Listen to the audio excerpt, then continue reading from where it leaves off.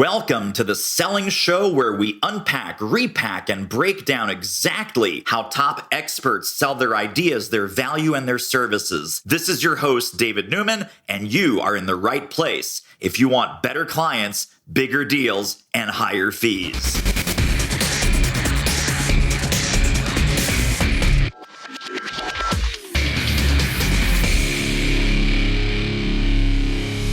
You've got sales problems. Good news, we have sales answers. The amazing Kendra Thorpe is here to talk about sales, mindset, skill set, tool set, strategy, tactics to help you sell more boldly, sell bigger, sell smarter, all of that good stuff. Kendra, welcome to the show. Welcome. Thank you so much. I appreciate the honorable opportunity for today. So let's zoom out like 30,000 feet. Planetary view. Sales can be really, really hard. And I think sales, particularly for women and solopreneurs, folks that kind of they only eat what they kill. And there's a lot of pressure and there's a lot of kind of head trash around this. When you first started getting into this, tell us a little bit about your journey through the mindset challenges, the sales challenges, the entrepreneurial challenges, whatever they were. Give us the good, the bad, and the ugly of how you started out. The good, the bad, the ugly was a transitional state. Like for me, the good was that I knew I wanted to do it. I knew that I was called to do it. I knew I was sent to do it. I knew that's where I'm going to light up. The bad news is I didn't know where to start. I was like in incubator stage. It was planted in me, but it wasn't birthed out of me yet. And so I just needed some sense of direction to direct my sales journey, right? And I think that's where I am now. I'm ready to be a visionary that produces and connects. And so I want to empower and strengthen other women to do the same. Wow. So let me pick up on what you just said, because I think this is a really important distinction. You mentioned that, it's this calling, it's this sense of purpose, but a sense of purpose is completely different than a sense of direction. Yes. Right? Sense of direction is, okay, where do I start? What do I need to do? What are the steps? I mean, it must have been really frustrating to have that very clear sense of purpose, but not even knowing where square one was, let alone how do I get to square one? For folks listening, and I know that there's thousands of them that are in these shoes, They have a strong sense of purpose, they have a strong sense of calling, but they have no sense of direction. When they come to work with you, when they listen to you speak, when they enroll in your programs, how do you get that mindset shift around, hey, folks, sense of purpose isn't enough. We need to get you a sense of direction. For me, it's first identifying that there is a problem. Like I was going around as if, because I was a mother for 18 years at homeschool and I managed the household, I was under the impression that I knew sales. But you don't, right? So now you get to go back to one and learn something on another level and in the industry that you will dominate in now. So just getting them to understand that don't put the two together, but once you distinguish that there another level in you and you're ready to go up to that, you'll be teachable. You'll be willing to take the course that's necessary, right? Yes. I mean, that's a huge step. And I think good news and bad news is that really doesn't go away, right? Yes. Wherever we are in our entrepreneurial journey. So folks listening, they might be a couple years in, yet they think they know what they're doing. And I love what you said. They're not open to learning. Mm-hmm. They're not open to what that next level might look like. They might be 5 years in. They might be making, 6 figures, a little bit north of 6 figures, not open to learning. Hey, I made it to 6 figures. I have this all figured out. I'm ready to go. Yes. Some people making a couple $100,000. And again, whether as an entrepreneur, whether as a network marketer, there's always a next level. Tell me a little bit, because what I'm picking up here from you is there's a balance between a sense of confidence and a sense of humility and openness and being open to learning what you don't already know. How do we balance for very confident women and very confident women entrepreneurs We don't want to make them less confident. We don't want to make them feel like, hey, you don't know anything. You're a dummy. I'm not giving you credit for any of your smarts or any of your past experience. We don't want to do that. No. At the same time, confidence with a sense of openness and with a sense of appetite for learning. How do you balance that? And how do you yourself balance it? And then how do you advise your clients and audiences to balance it? Well, the first thing I always think about is stay in a state of possibility. That's what, like, if you endless possibilities, there's limited ways of doing it. So now it brings out your creativity and ways that I can connect with people now. That would be my mindset to stay in, like, right? So you teachable, you will stay willing to advance and think up. And we always building for expansion. So you expanding your life, you expanding your business, you expanding your legacy lifetime. It's not an end date until you leave, right? So it's like you're going to keep birthing your potential for greatness. Wow, I love that. There is no end date. There is no expiration date, right? We keep going, we keep climbing, we keep building. Exactly. Picking up, right. And so that way you stay teachable. That way you stay in a state of learning and how I want to strengthen as I strengthen the clients that I attract and connect with. Now, let's take that same growth mindset, possibility mindset, openness mindset, and let's talk about some sales strategies, because here's what I think a lot of people do. And this isn't limited to women, sadly or not sadly. It's men, it's puppies, it's giraffes. Everyone does this. Everybody. We come out into the sales marketplace and we start telling prospects what their problem is. And we start telling prospects that we have the answer. Yes. And generally speaking, most human beings do not like to be told. They like to be asked. They like to be in dialogue. They like to be in conversation. So what are some strategies for really a curiosity-based sales process or a question-based sales process where nothing is assumed and we're coming out, we got, the old cliche is we have 2 ears and 1 mouth for a reason that we should be asking and listening a lot more than we're talking or pitching. How do we overcome that nervous tendency to pitch? And especially with multi-level marketing, network marketing, especially with small business owners who they might be the business. So they love their stuff. They love their coaching. They love their consulting. They love their programs and their courses. We love our stuff. How do we stop talking about our stuff and start asking questions about where our prospects are? What are some shifts that have to happen to open up that listening and questioning mindset?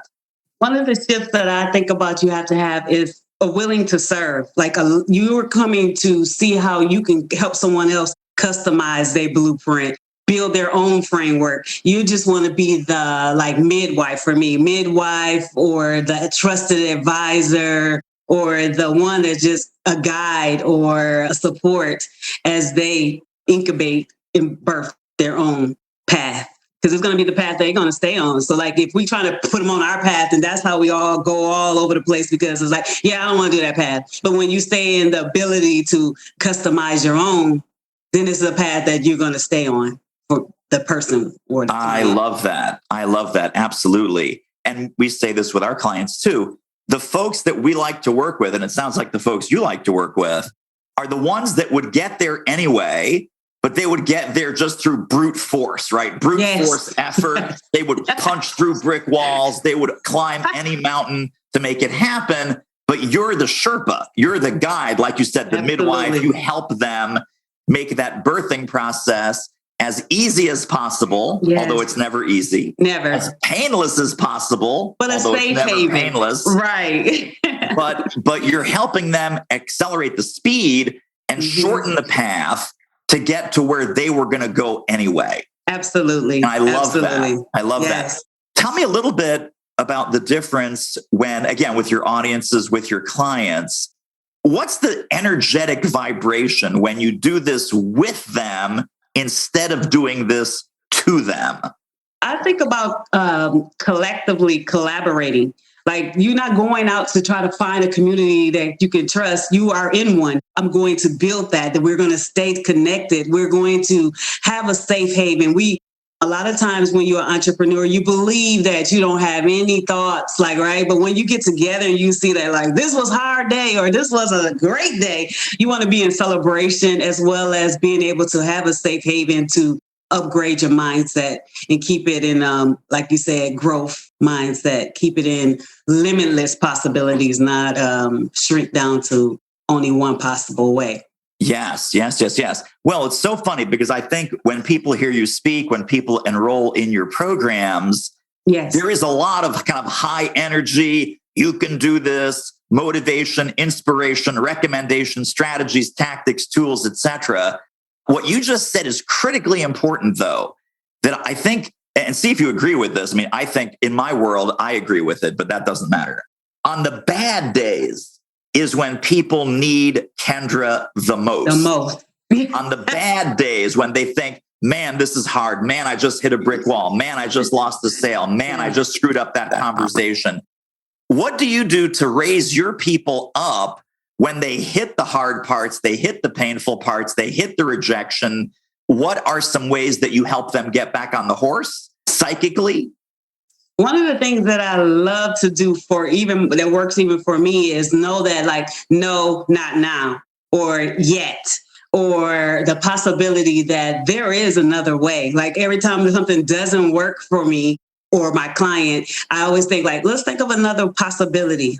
Let's stay in possibility. Let's don't see it as, like, I always think of Q-tip, quit taking it personal, right? Because when you're taking it personal, you can't move on. You can't go further. You're sitting in defeat. But when you quit taking it personal, you're like water. You just rub it off and just keep going like a duck, right? Moving, flowing through that pond or the river, or whatever it is, right? That you're in. Totally tremendous. I have not heard Q-tip before, but I love that.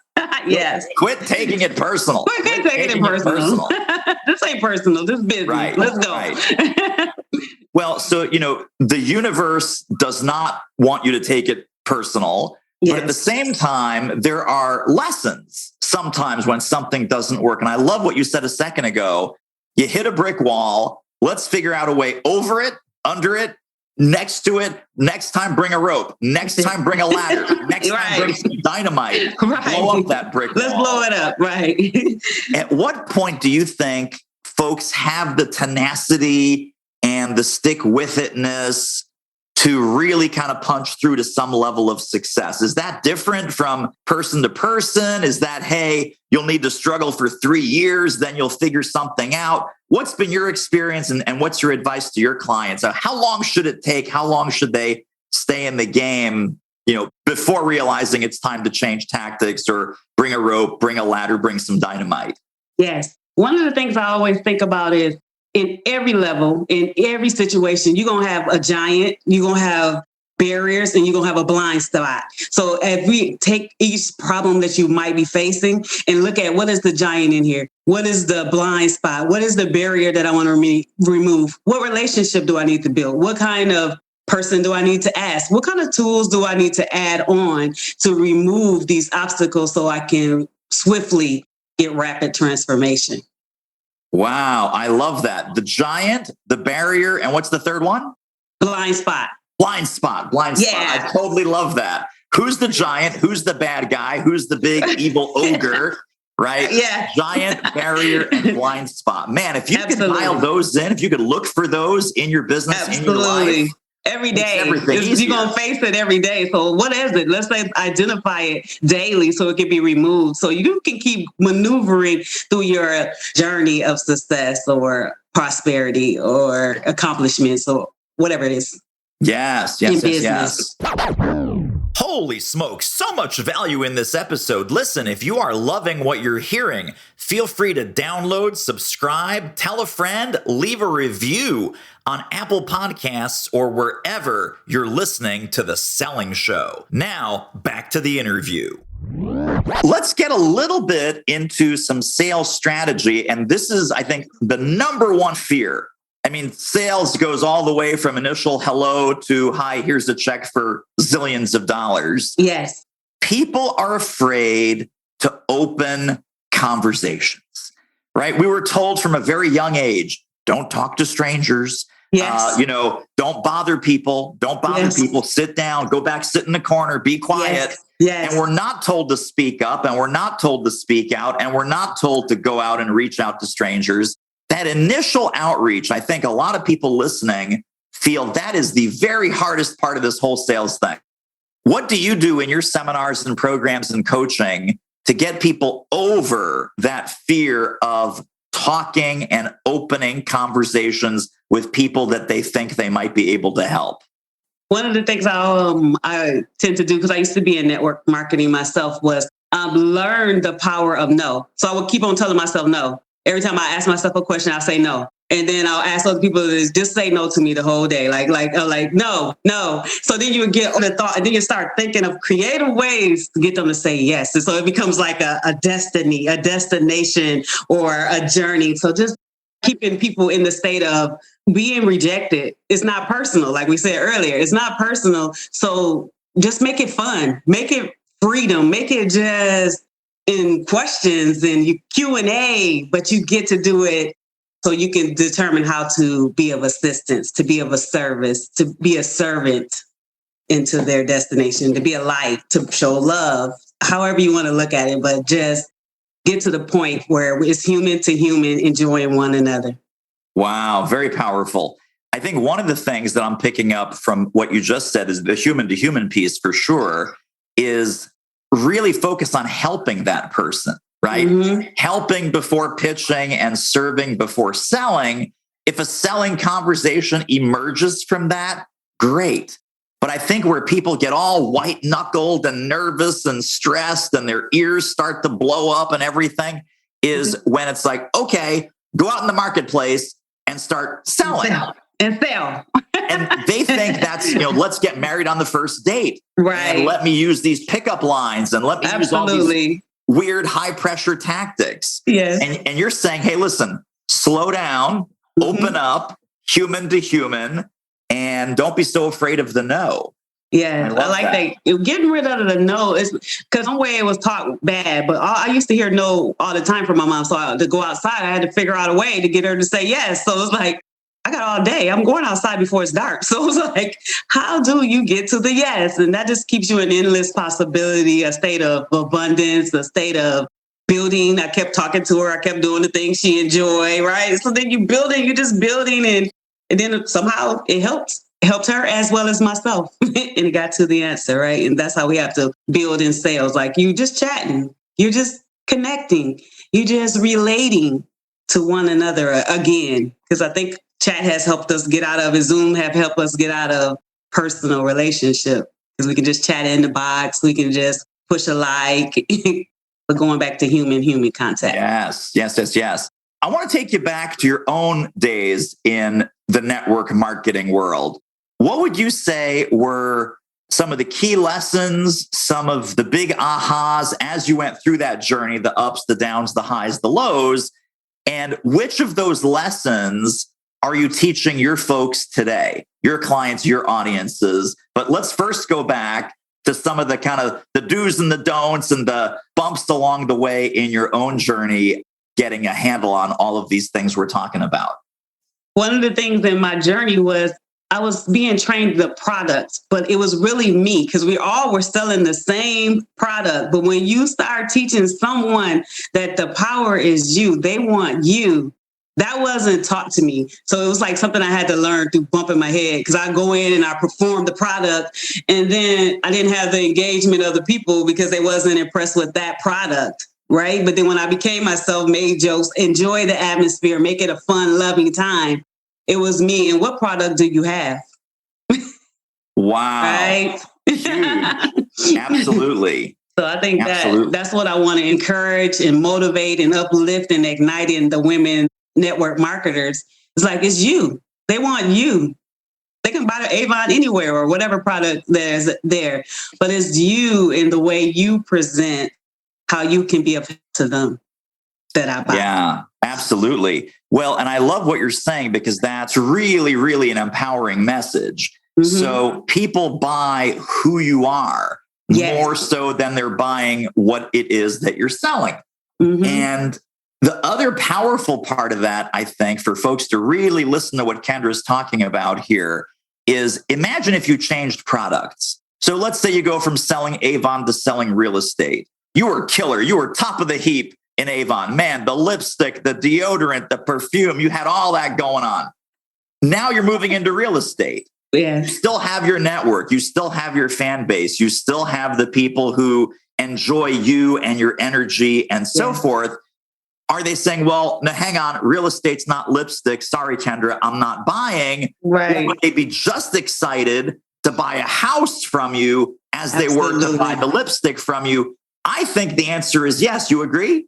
Yes, I agree. That's what taught me in network marketing. I'm like, because I switched the product. So then now I'm trying to sell that product. And it was the clash of, so now you're selling that, as opposed to thinking like, just keep telling them ways that I could serve you, ways of opportunity that we can expand your life, ways. So you're always thinking up like, so this is just another way of enhancement that I have to offer you. Yeah.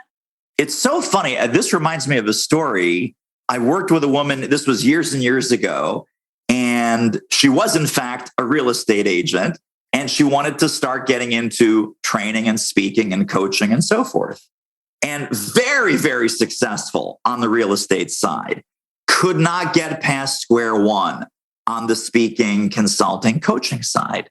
Mm-hmm. And early on in our relationship, I asked her, I said, help me understand something. And this ties directly, Kendra, into what you were just sharing. I said, help me understand something.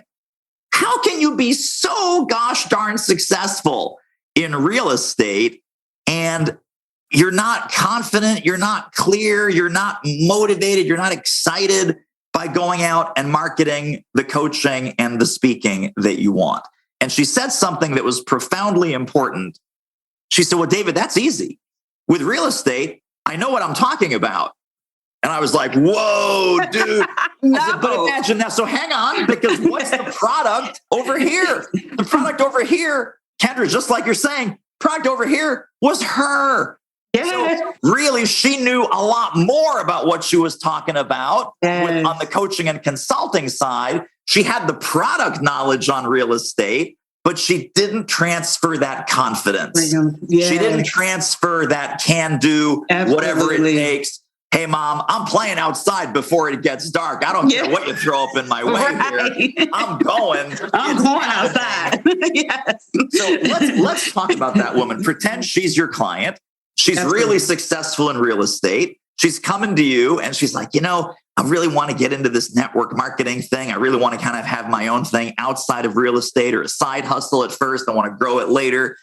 How would you help her transfer that level of confidence? What coaching exercises, what coaching mindset would you want to instill in her? Rock star, super confident over here on this side. We all are. And totally blocked and not picking up the vibes over here on this side. How would you help her build that bridge?